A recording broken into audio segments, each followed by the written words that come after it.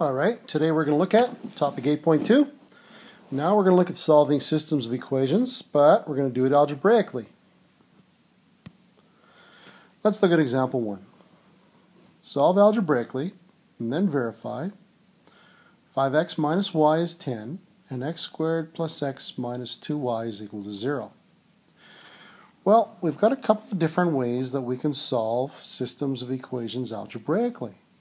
One way is to use the elimination method. That would be by adding or subtracting two equations together to try to eliminate one of the variables. The other way is to use the substitution method. And the substitution method is sometimes easier when you can easily solve for one of the variables. Well, this time we're going to use the first method, the substitution method. In my first equation, I can easily manipulate that, and that's going to say that y is going to equal 5x minus 10. Now what I'm going to do is I'm going to take the 5x minus 10 and substitute that for y in my second equation. So now I'm going to get x squared plus x minus 2y, or I should say minus 2 times 5x minus 10 equals 0.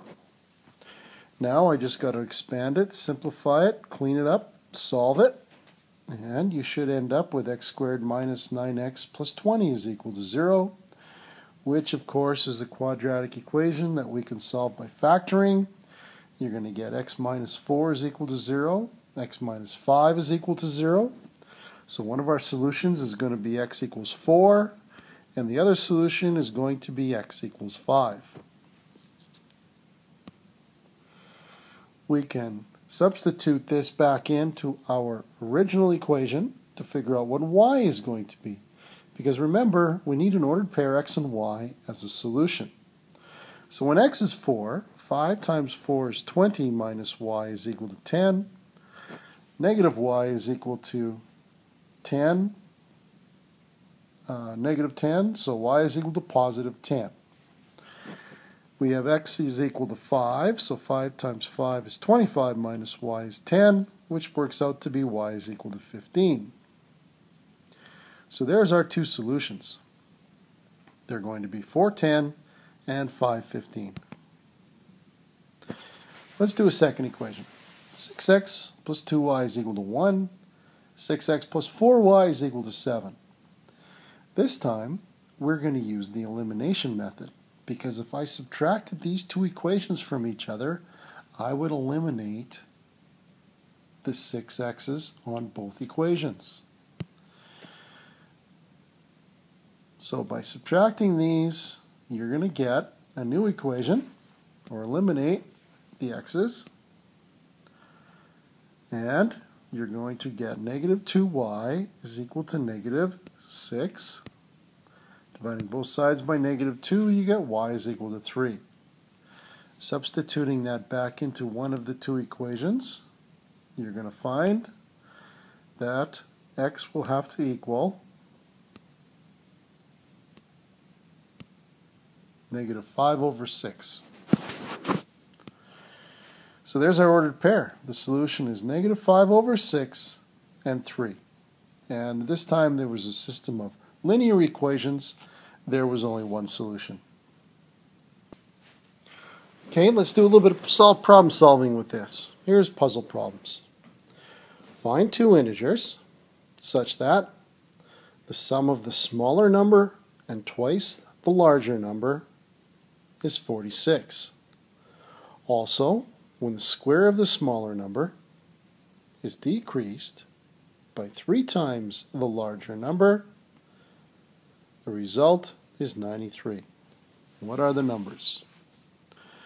Well, let's say the smaller number, we don't know, let's make it S.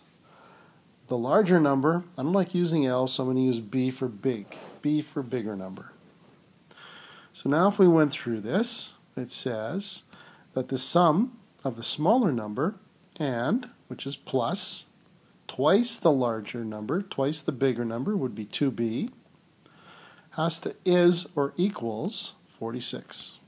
There's one equation. Our second equation, it says also when the square of the smaller number, that would be s squared, is decreased by minus 3 times the larger number, that would be 3b, the result is equals 93. There's our two equations. Find the numbers. Well, we're going to use the substitution method. And if s plus 2b is 46, then s is going to be 46 minus 2b.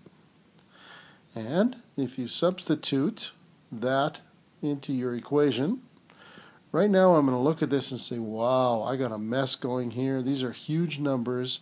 I should try using the elimination method. But I'm going to keep going here, and I'm going to say, well, I can actually use my quadratic equation and find my two solutions. Using this, b is going to equal 187 plus or minus 51 over 8, which is going to be 17, or 157 plus 51 over 8, which is 29.75. However, it said to find two integers. So we're going to throw out 29.75 because it's not an integer. Now, if you plug in 17 into s plus 2b is 46, you're going to find that the other number, the smaller number, has to be 12. And we're done. Now, we might want to look at this using the other method, elimination method. S plus 2b is 46, s squared minus 3b is 93. However, to eliminate something like the b's, I have to have the b's the same or the opposite in each. The only way I could do that is I could times the first equation by 3 and the second equation by 2. That would end up with, that way I'd end up with 6 b's in the first equation, negative 6 b's in the second equation, and then I can add these two equations together to eliminate my b's. That will give me 2s squared plus 3s on the left side and 324 on the right side. Subtracting 324 from both sides gives me this equation, which I can actually factor into 2s plus 27 times 1s minus 12. And again, your s is going to equal negative 13.5 or 12. We get to throw out the negative 13.5 because it's not a whole number, it's not an integer. The only solution is s is equal to 12. Plug that back into one of our equations to find our bigger number, and when 12 plus 2b is 46, we'll find the bigger number is 17. So there you have it. Two different methods of solving a puzzle problem. One is using the elimination method, and that's going to give you 12 and 17. And once using the substitution method, a little bit more work, but you still end up with the correct answer of 12 and 17. Here we go on example 4. Solve a system of two quadratic equations algebraically. We can solve 3x squared minus x minus y minus 2 is equal to 0, and 6x squared plus 4x minus y is equal to 4.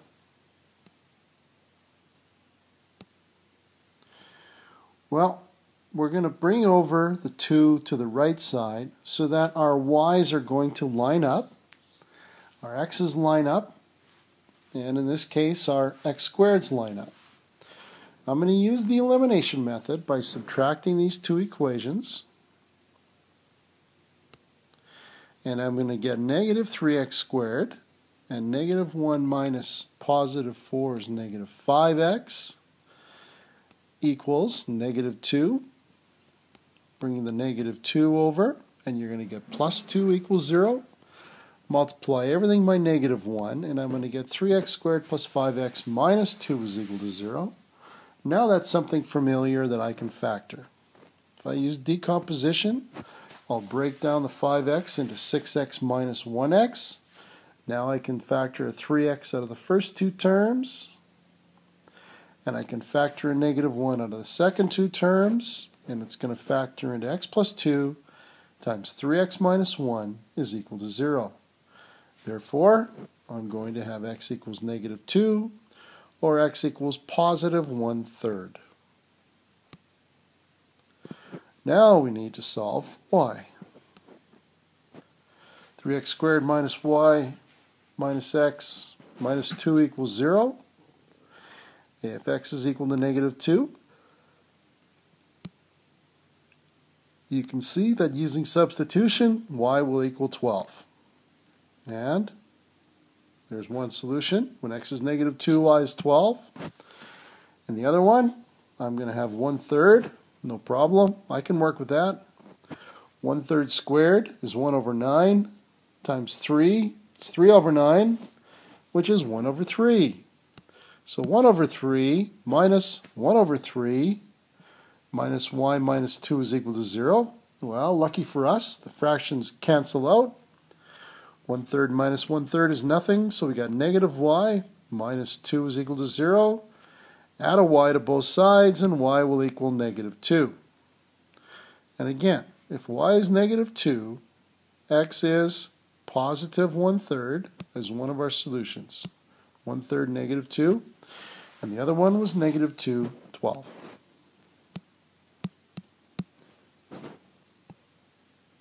One last example to quickly show you here, and that is what happens when you have fractions. Now, when you have fractions like we have here, you have to find a common denominator for both sides of your first equation, and that would be for 3 and 9 and 9.